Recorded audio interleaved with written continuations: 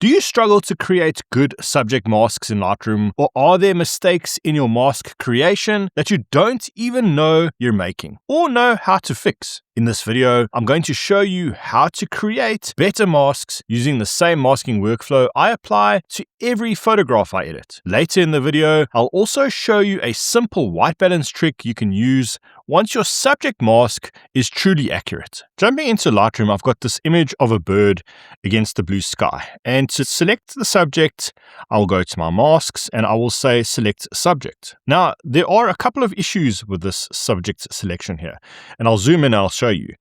On the sky here, you can see there are parts of the image that have been selected, especially around the wing tips there and also at the bottom here. So we need to clean that up. So there's a few ways to do that. I could choose a subtraction brush. I could simply just paint in the gaps here.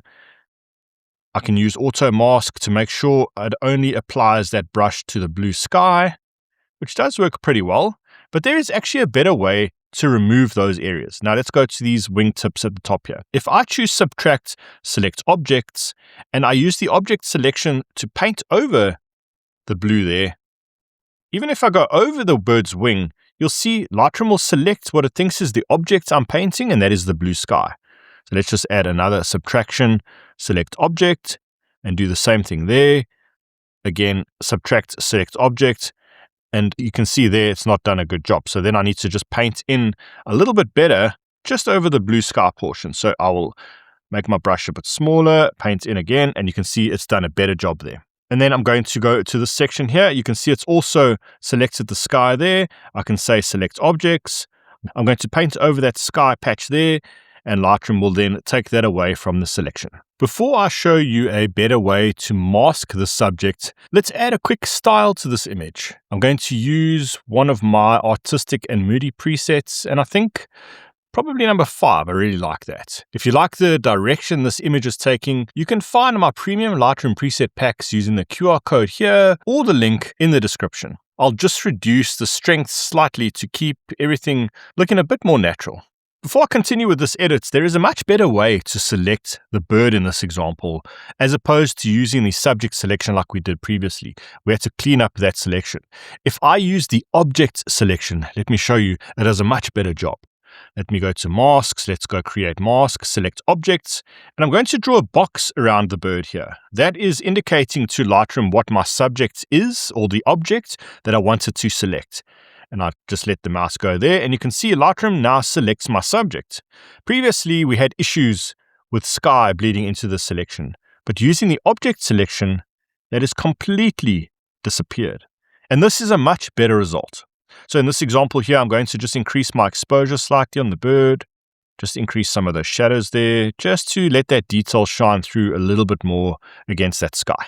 And what I highly recommend you do at this stage, once you have applied an effect to that selection, go in and inspect that mask. You want to look at that mask close up. Now, Lightroom is set up by default to show you a red overlay like this, but sometimes it might be difficult to see exactly where that mask is or how much that mask is selecting. So if you go down to these 3 dots here and you click on one of these other mask overlay modes, it will show the mask up differently. I like to use white on black because then it gives me a very clear indication of where that mask is falling here. So you can see with this object selection, it's selected those feathers really nicely here. And if I go back to my initial subject selection we made in the beginning and show you a comparison, that is what the subject selection has selected. So again, this is one reason I really like to use the object selection when I am selecting a subject. Let's have a look at another example, one that is a little bit more trickier to select. Let's try our subject selection and let's see what that does. You can see in this example here, it's selected a fair amount of the leopard. Let's just switch back to the color overlay so we can see it in red. You can see some of the mask has bled over into the background there. So that's not a perfect selection. Let's try select objects. Let's use our box to select the leopard in this example here. And Lightroom then will select the leopard, and it does a much better job at especially that edge detection there. You can see in the subject selection, it's selected some of that background, and in this object selection, it's refined that selection very precisely to the leopard here. Now, talking about whiskers and feathers, this is a question I get asked a lot. And the truth is, in Lightroom, you cannot truly apply a perfect selection to feathers and whiskers like in this example here. But if you really wanted to absolutely select these whiskers here, there is an alternative, and that is using the object selection again. So if I add select objects and I use the paintbrush, let's make my paintbrush smaller, you can actually, it's very tediously go in and select all of these whiskers here. Now, in my opinion, this is absolutely unnecessary, but if there are times where you need to select a few strands of hair, this technique does work. So as you can see, I'm just painting in every time by adding select objects with a paintbrush, and Lightroom is picking up these whiskers in this image fairly well, and that is because the whiskers stand out real nicely from the background. But let's go back to the shot of this eagle here, and I want to show you a nice white balance trick that you can use to offset a subject from a background very well. Let's choose our proper subject mask here. What I'm going to do is I'm going to increase the white balance on my subject. I'm going to warm that up. Now remember, your eye is naturally drawn to more brighter areas, more colorful areas, more warmer areas, and it will generally overlook areas that are darker, cooler, or less saturated. So I'm going to use that theory in this example here to warm up the bird. I might add a little bit of a magenta tint there.